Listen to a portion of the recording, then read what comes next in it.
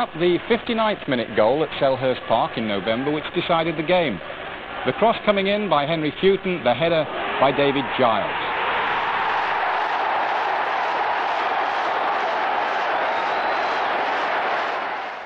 Where many people might be just concerned with stopping the ball's passage through the middle, Cannon and Gilbert, despite their reputation, seem quite able to launch an attack straight from midfield. Cross there. Oh, and stumbled in. It came off the boot of Andy McCulloch. A slow motion goal, if ever there was one. Confusion in the Newcastle defence. McCulloch showing the goal-poaching ability to steer that one home. And so let's look at a replay of that. Hilaire crosses the ball in. Oh, it came off the fallen Palace player and stabbed in by Andy McCulloch. So Crystal Palace take the lead. A lot of very inconsistent teams at the top, quite frequently falling foul of teams in lower positions. Stebbing out wide now, and the Palace break is on. Playing into the middle, there's Mabbott.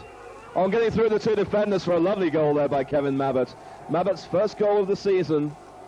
Well, it's been a long, agonising return from injury, and Kevin Mabbott there, capping it. Pass in from the right, Mabbott just finding room in the middle, and two Newcastle defenders couldn't stop him. Lovely goal there by Kevin Mabbott. 31 minutes of the match completed, and Crystal Palace beginning to dominate this match now against Newcastle. It's Crystal Palace 2, Newcastle United 0. So it's a Palace corner to be taken, as usual, by David Giles.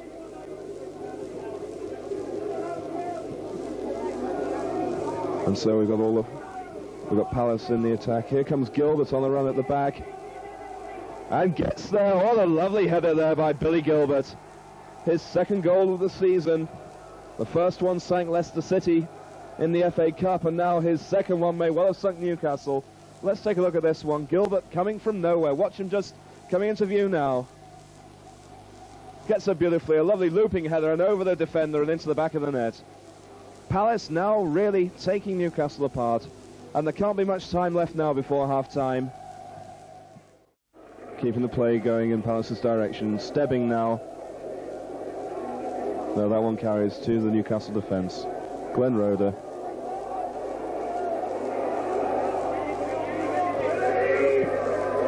And there's Beardsley. Oh, what a shot from Peter Beardsley. Newcastle replying now. Peter Beardsley checking.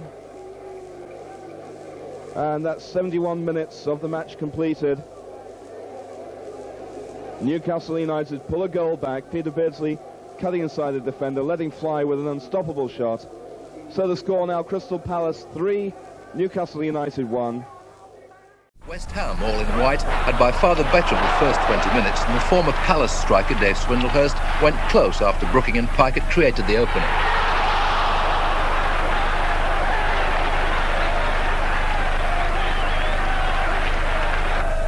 But it was the second division side, Palace, who took the lead after 27 minutes with their first dangerous attack. The cross came from Mabbott, and Giles had two attempts before McCulloch forced it in for a 1-0 lead.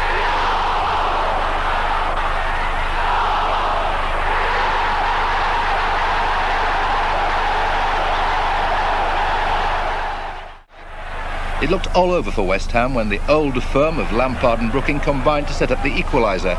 It was a goal much like the first, taking 3 attempts before Swindlehurst beat Wood. In the last minutes, Vince Hilaire had a difficult chance to take Palace into the 5th round, but parked safe to ensure the replay on Tuesday.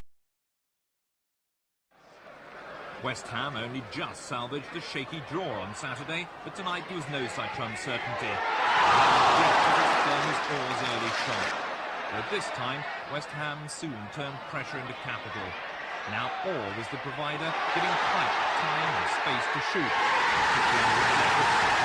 The good to ensure West Ham's lead after 17 minutes. It was much the same in the second half. Barnes and pested Palace with his pace, displaying his first goal of the season.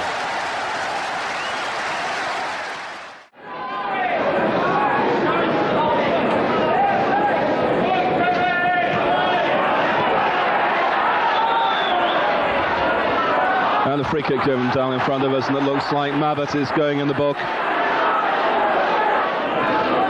David Giles back to Jim Cannon. Neat work there by Mabbott, and goes in for the tackle, and down goes Otto. Oh, determined work by Stebbing, and Mabbott in again. He's going to have to watch himself though. That's it. Yes, he's off. Mabbott losing his head there on the second challenge, overdoing it. Irving Nattrass lies prostrate on the ground in obvious pain. Well, Kevin Mabbott should really have known to calm down after that booking. The referee points to the tunnel. Kevin Mabbott sent off. Well, he's certainly got himself to blame. Okay, in the first half he had his unlucky moments, but oh, it looks like Billy Gilbert's going with him.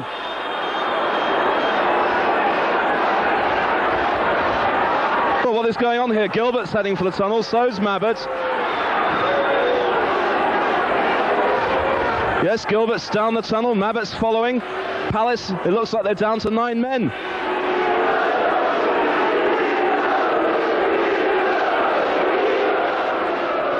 Just coming up to the hour mark overall. Oh, and a lovely breakthrough by McCulloch. He seems to be inspired by all this. And there's Hilaire on the break. Vince Hilaire being chased by Hamilton. Hilaire, though, being brought down. Penalty, surely.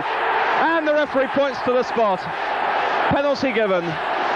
Vince Hilaire achieves it.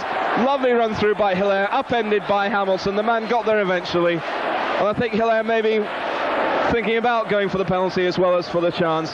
Palace now with a golden opportunity to come back against all the odds and take the lead here at Selhurst Park.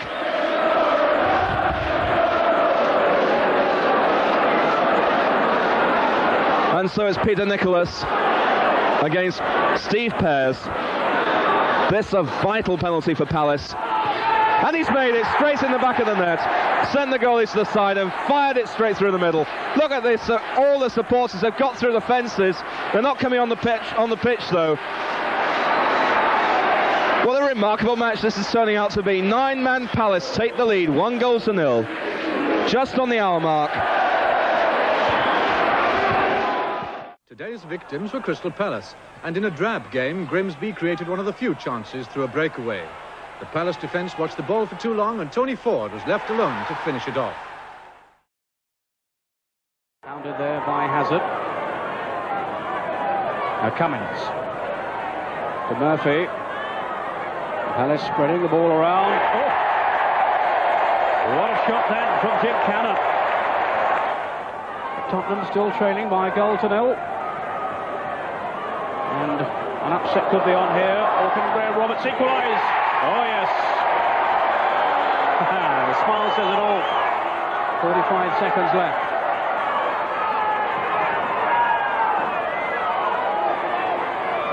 Cannon to Cummins.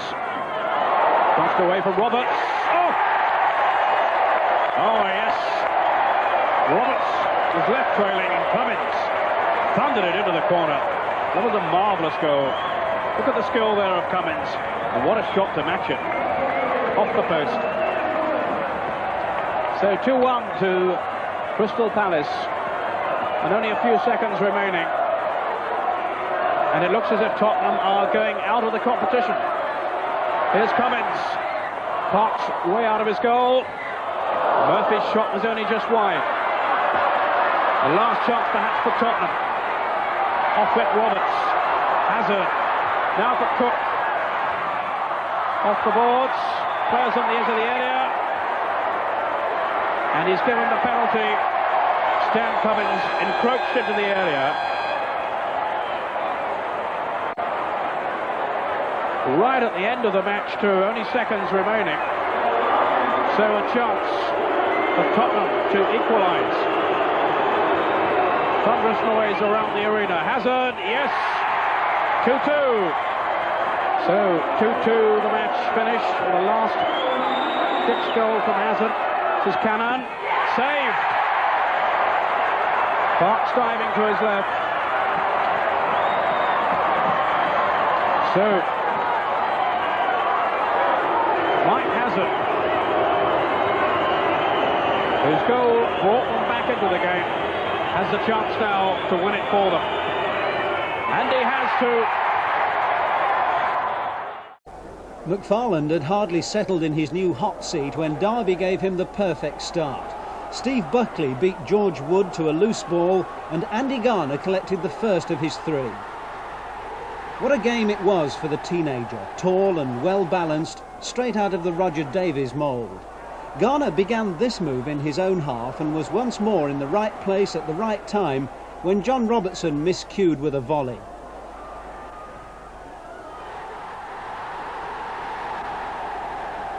Steve Devine, another teenager doing well, came desperately close to making it 3. But it was Devine's throw which set up a marvellous hat-trick for Garner.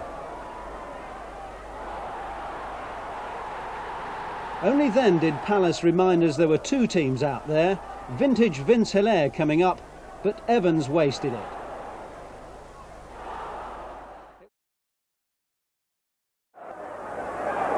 The tempo is rising as Cunningham is inside the area, appeals for penalty. Penalty it is! Cunningham, for the second week running, is brought down inside the penalty area.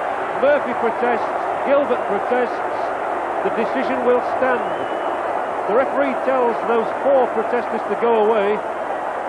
But we can have a look again at what happens now. As the ball is floated inside the penalty area, Cunningham is so difficult to handle in these situations. He squeezes himself between the 2 defenders, Gilbert and Houghton, and Gilbert is adjudged to have bowled him over. He certainly stopped him getting at the ball. Penalty. Now Melvin Sterland has scored 3 times in the last 5 matches, and it was his penalty against Grimsby last week which won the match. Can he do it again? He'll hit it hard, he'll hit it through! And for the second week in a row, Mel Sterland takes the salute of the Hillsborough fans. They're happy now, they've had a... And those supporters have deserved it after a momentous season.